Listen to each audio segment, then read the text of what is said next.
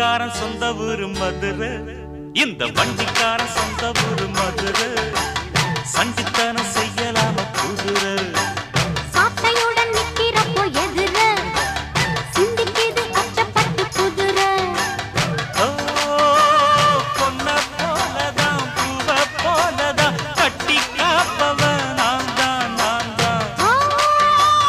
கட்டி காக்கவும் கட்டி கேட்கவும் நீயும் பார்க்கணும் நாள்தான் நாள்தான். வண்டிக்காரன் சொந்த ஊரு மதுரை.